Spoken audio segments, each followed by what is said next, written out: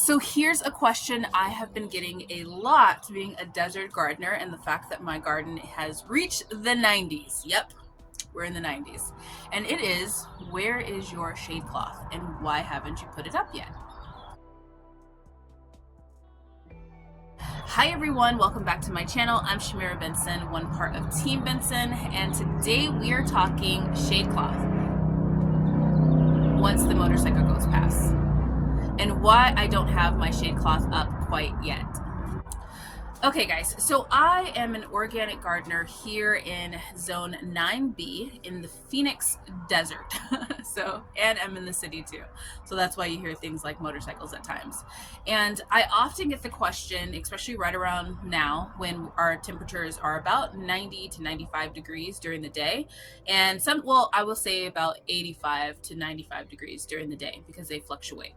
And I often get the question, why don't you have your shade cloth up? And do I put up my shade cloth? And it's always a loaded question for me because I garden in a certain way. And I like to garden with the season and how the weather is and how just like the earth is, and very hippie, essentially.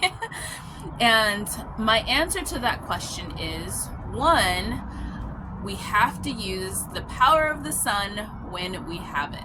And this is what I mean by that. So my garden has been growing for the past couple of months, like a while. I planted this garden in October, and now it is really producing. It's really growing, and we're getting a lot of food out of it. But also there are things like this where the garden soils have shrunk, like it's lessened, and like you can see that it's rescinded a lot in almost all of my beds. Even all of my pots have a big space in them, like you see all of this. And so I'm going to be needing to add new soil. What does this have anything to do with the sun, you might ask? And that is, the sun has the power to sterilize things. So if you have any type of disease that's been in your soil, or you are putting in new soil from a place that maybe you don't know how it's processed, you want the sun to be able to sterilize that before you start adding in your fresh starts, before you start adding in your seeds, because you want it to have the healthiest start as possible when you're starting your vegetables. That's how I get away from having to use so many different like pesticides and fungicides and all the crazy types of fertilizers, all those different things, because I allow my soil to be sterilized by the sun. It's a perfect time to do that because it's only hot during the day for a couple of hours, like maybe like 2 to 3 hours. That's when we're in the 90s. The rest of the day and in the morning, right now, we're at 70 degrees. So the soil has time to cool back down so that then it's not burning that full layer of soil and like baking it. So when you're watering it, it has time to hydrate, but then it also has time to sterilize at the same time during those harder part of the days. That then leads to your soil being really healthy, really free of things when you're going to plant stuff into those areas. One of my biggest lessons learned was when I got black leaf spot from peppers in this part of my garden that grows my big black cherry tomato. Now that disease affects any type of nightshade. It affects peppers, and it affects tomatoes, where it just basically, it gets down in the soil and it affects the soil for years to come, and it is the hardest thing to get out of your soil. What did I do? Instead of digging up all of the soil, because it would have just been really deep down in there, I baked that area. I actually covered it with tarp, and I just allowed it to bake from the power of the sun, and it cleared it up over about, I would say, maybe 2 seasons. So after those 2 growing seasons, I have been able to plant my big black cherry tomato that is now done the best it's ever done in like all of my gardening. I've been able to grow that in that exact spot where I got that black leaf spot and not have any issues, not have any disease, because the sun sterilized the soil. And guys, this is what I mean, but I have been able to grow the best tomato in this entire, like, my years of gardening. And all of this is literally just one plant. Now for my second reason, and what people have noticed, is that I'm starting to get cabbage loopers on my greens. And why don't I cover those up? If I were to put a little bit of shade cloth on it, it would cool down that area. It would give me more time with my greens. So why am I just not doing that? And that is because we have been growing these greens since October, and we have a ton of greens in the freezer. We have right now 13 bags. We're trying to get to that magic number of 15 bags, but we have 13 bags of greens in our freezer. And what we've done over this course of our winter garden is we harvest often. So we harvest those greens often. Even when we weren't cooking greens that day, we harvest those greens down to like the very tops of those crowns, and it made the plant bush back out and bush back out. So we grew a ton of greens in this small little space over a shorter amount of time. So we don't need those greens to survive into the summer, because we have fresh greens that came from our garden that were harvested, washed, chopped, put away that day in our freezer that we can eat. So now we need to have that space for something else. And the best way to just let that space just kind of be is to let nature take its course. So I get to have the worms and all those things come in and trim down those plants if I don't have time to trim them down myself.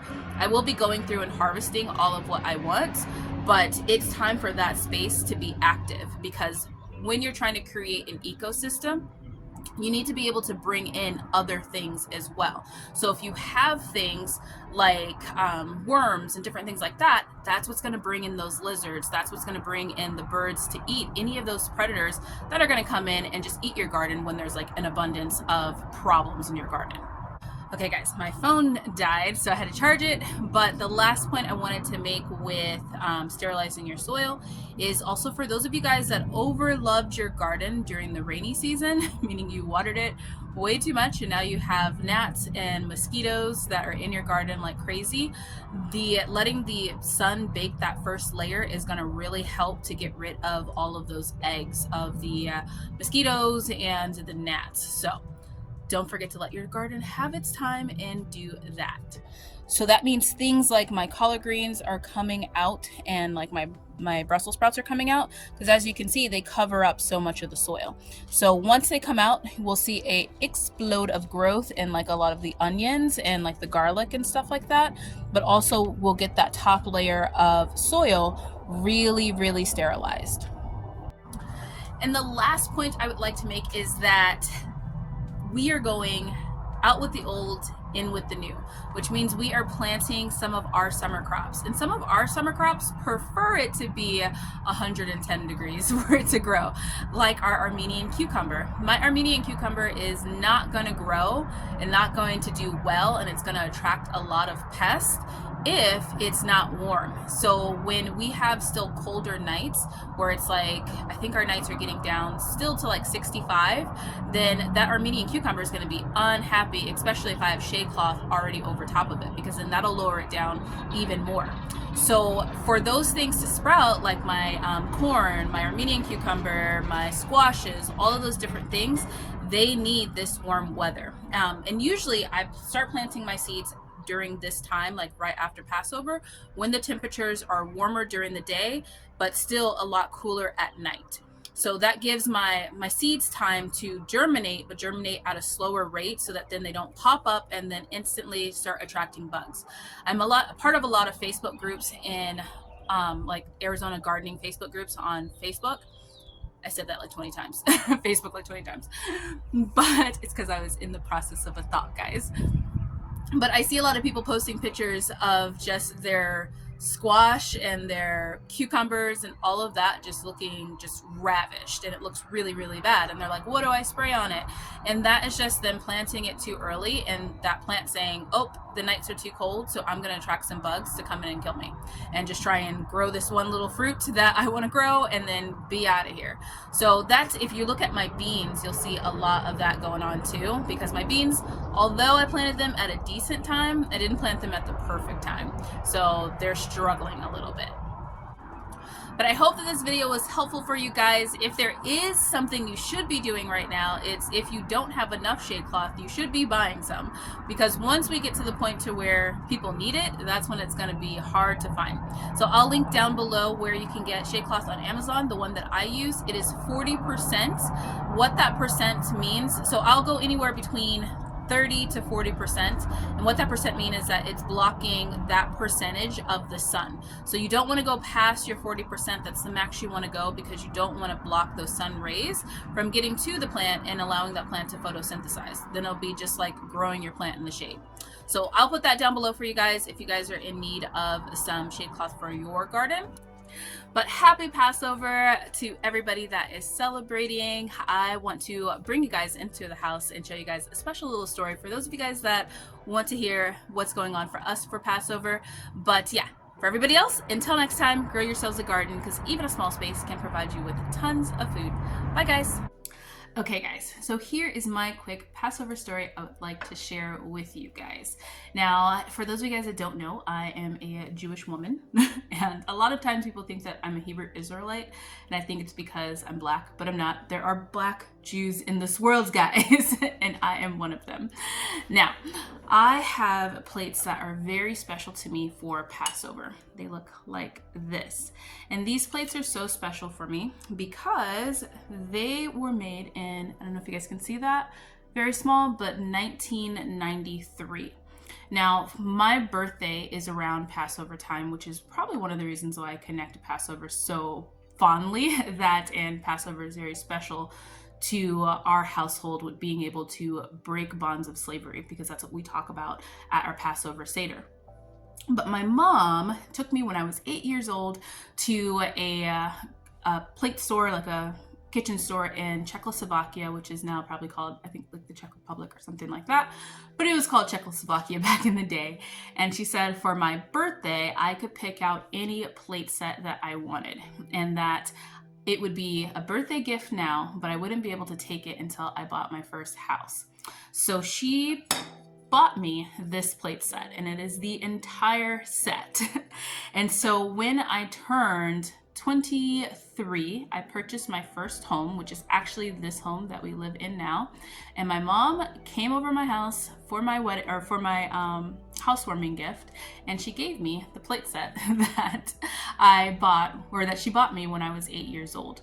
And so this plate set has always been my Passover set, because it was something that was so dear and special to me, that my mom had held on to and protected, and made sure that when I bought my house and I could create these memories and these special dinners like Passover for my family, where we have great discussion, we have great food, and we have great family around us, that I would be able to have something fancy to put on my table. So that is my little special story. That's where these plates come from, and why we only use them during Passover, because that is that memory that I get to create. And that was for me becoming a woman, me saying I am going to be able to be the woman of my household and provide those special memories for my family. So, all right, just want to share that with you guys. Bye.